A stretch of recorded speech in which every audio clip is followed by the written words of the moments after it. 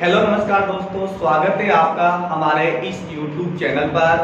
जैसा कि कल हमने पढ़ा था प्रकाश के परावर्तन के बारे में। कल के वीडियो में किसके बारे में देखा था? प्रकाश के परावर्तन के बारे में देखा था।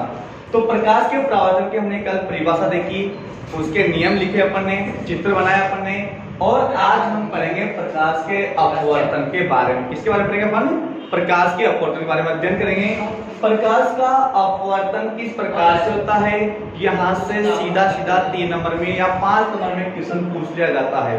तो अपना क्वेश्चन कौन सा है? प्रकाश का अपवर्तन किसे कहते हैं? क्वेश्चन क्या होता है? प्रकाश का अपवर्तन किसे कहते हैं? प्रकाश के अपवर्तन को कांच की सिल्ली या प्रिज्म की सहायता से समझाइए। तो ये क्वेश्चन पूछा गया क्वेश्चन है हमारे पास से। तो इसका सबसे पहला आंसर क्या रहेगा अपने पास से कि जैसे प्रकाश का अपवर्तन है, तो सबसे पहले हम देखेंगे परिभाषा। अब परिभाषा देखने के लिए हम सबसे पहले देखेंगे कि इसमें माध्यम कितना चाहिए। इसमें कितने माध्यम का होता है? 2 माध्यम होना चाहिए, और दोनों माध्यम कैसा होना चाहिए? पारदर्शी। दोनों माध्यम होना चाहिए पारदर्शी होना चाहिए, यानी कि आधार देखा जा सके।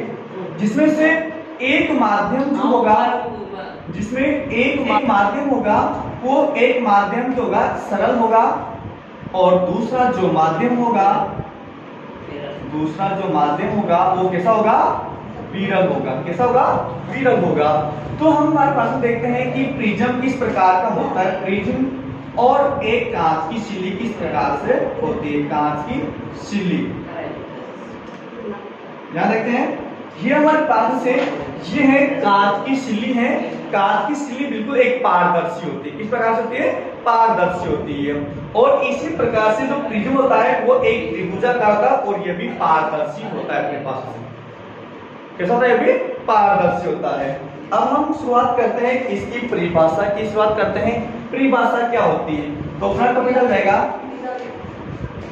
परिभाषा। यहां लिखेंगे अपवर्तन की परिभाषा। परिभाषा तो दोस्तों परिभाषा क्या होती है कि जब प्रकाश किरण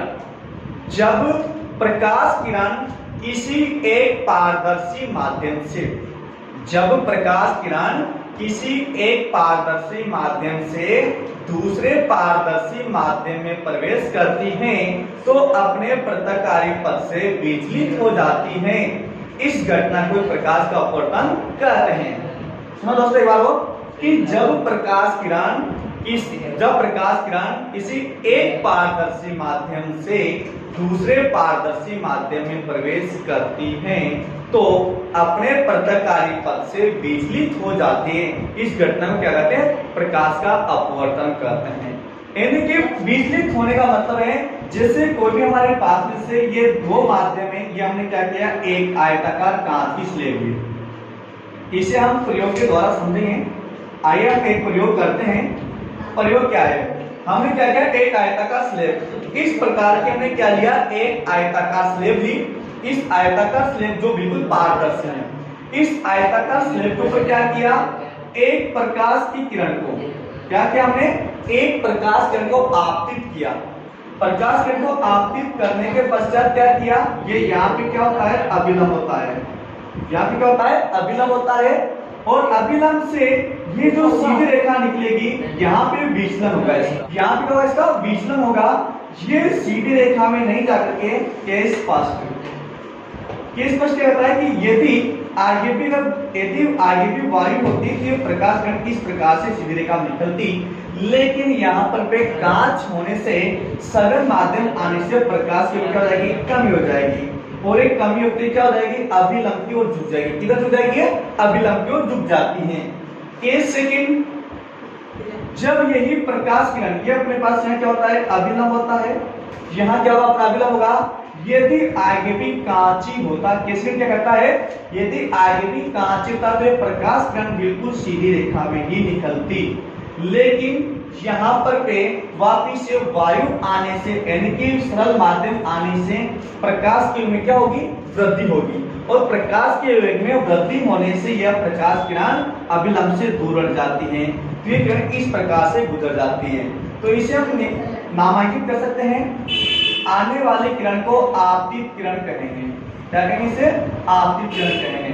और जो गुजरने वाली किरण होती है इसे बोलेंगे अपवर्तित किरण। क्या कहेंगे इसे? अपवर्तित किरण।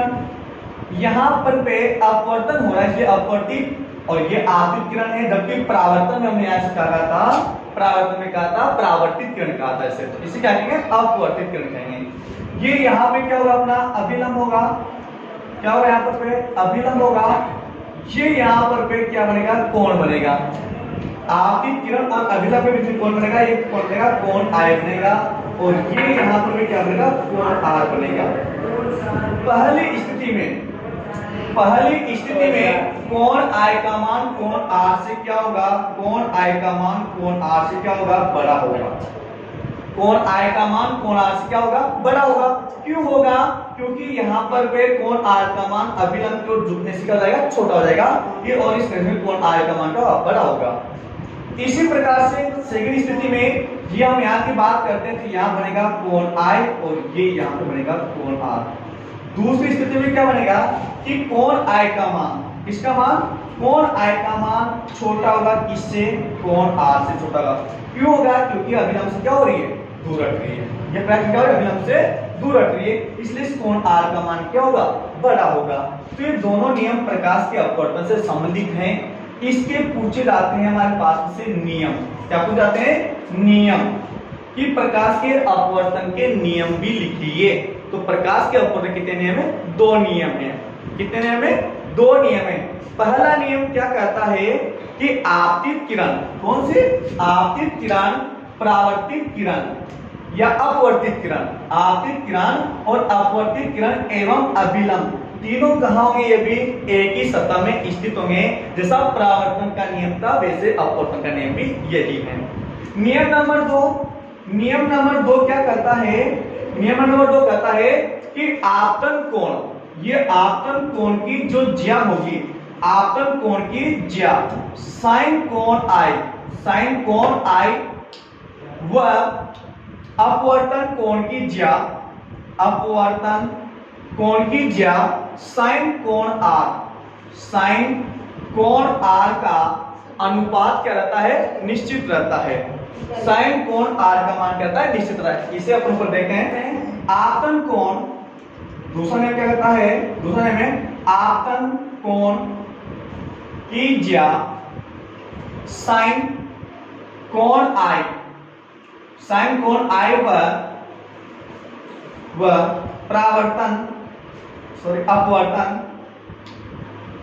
अपवर्तन कोण की ज्या साइन कोण आर का अनुपात निश्चित रहता है।